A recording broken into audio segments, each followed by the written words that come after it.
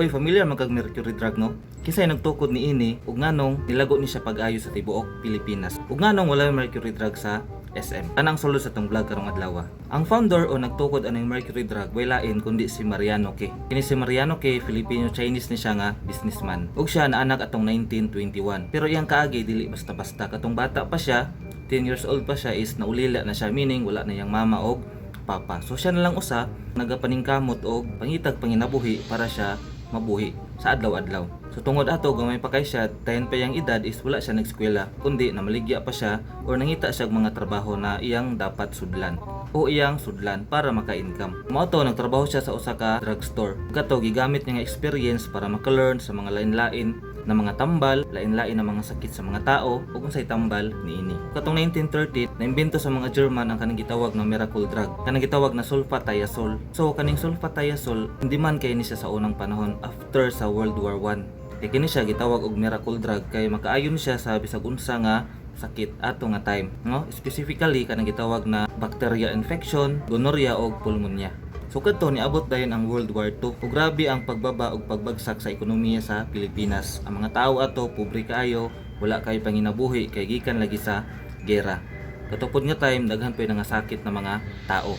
So ang gibuhat ni Mariano K is nagpalit siya og mga tambal. Then iya ni siyang gibaligya og tingi-tingi sa mga tao. Iyang first capital is only 100 pesos. So katong 100 pesos iyang gipalit og tambal katong sulfathiazole, then iya kining gibaligya sa mga tao. Pero katong nga time daghan pa nagabaligya ning sulfathiazole. Pero ang naka-unique kang Mariano K kay always bag-o iyang tambal, then di kalidad, guwapo quality, then effective. Kaya katong uban kay mamaligya sila kay ma-fake, ang uban is ma-expire na ng mga sulfathiazole. So katong nanay halin si Mariano K nakatigom-tigom na siya, nagpalit na din siya og gitawag nga kariton. So kariton una niya gigamit sa paglako o sa pagpaninda ato ng mga tambal sa mga tao. So katong nga time grabe ang demand sa sulfathiazole. Iduol ni siya sa mga tao. So mao to nag-anam og kaasenso si Mariano K. So kato iyang mga halin wala niya to giwaldas, wala niya gipangmalit og bisag unsa na mga luho. So iyang gibuhat ato, iyang gipatuyok, no? Guwapo ang cash flow ato ni Mariano K. Hantod nakatuko din siya sa pinakauna niya nga tindahan. Kanang gitawag na mercury drug. Pinakauna nga tindahan sa mercury drug is dito sa Bambang, Manila. Iatong gitukod atong March 1, 1945. Na sila logo. So kanang logo isa na sa Roman god na messenger sa mga god sa unang panahon. Then apo na siya gahuidan bitaw. Kita mo sa ilang logo. Ang tawag ana is caduceus, meaning medisina or tambal. Kung nakadumdum mo, ang unang sakyanan ni Mariano K sa pamaligya tambal na sulfathiazole is kariton, karon is lit siya bag-o.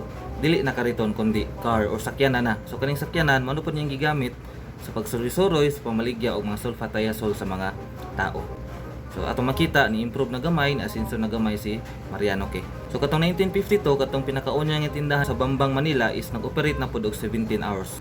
Din hantod sa ubang tindahan is nag-operate na og 24 hours katong 1965. Then katukod na panahon gi-invite si Mariano K sa tag-iya sa Ayala Mall na magtukod og mercury drug dito sa mall, dito sa Ayala Mall. Kay katong nga time in demand kaayo ug sikat na kaayo ang gitawag na mercury drug. Then 1965 natukod na pod iyang ikatulong nga branch dito sa Quiapo, Manila. Then sa paglabay sa mga pila ka panahon, nag-invest na pod si Mariano K sa mga warehouse. So unsaon niya ng warehouse?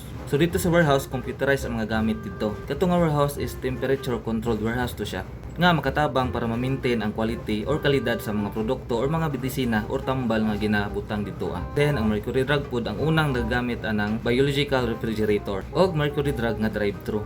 Sa uban nga lugar labi na sa Manila is naay gitawag nga mercury drug drive-thru. So grabe ang giagian ni Mariano K, no? Sugod sa bata pa, ulila pa siya, walay mama ug papa. Grabe paningkamot niya para lang mo asenso. Ug dako po siya tabang sa mga Pilipino kay daghay na tambalan ug daghay na nga ayo na sakit tungod sa iyang mga tambal nga gipangbaligya. So ang pangutana sa kadaghanan nganong walay mercury drug sa SM. Kasagaran ingon nila wala daw mercury drug sa SM kay sa una si Henry C katong tag-iya sa SM bitaw is wala daw gipatinda dito sa pinakaunang nga tindahan ni Mariano K nga mercury drug. Pero ingon ang anak ni Mariano K nga dili daw na siya tinuod. Walay mercury drug sa SM kay sa SM na may gitawag na parmasya dito, which is ang tag-iya is si Henry C pod ang tag-iya sa SM. Kadto ang Watsons.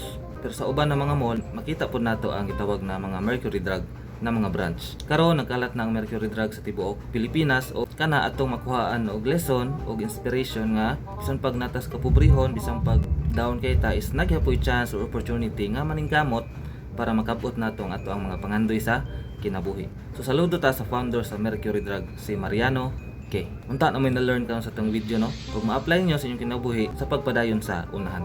Sige, maroto og daghan kasalamat sa pagtanaw. Bye. Follow for more.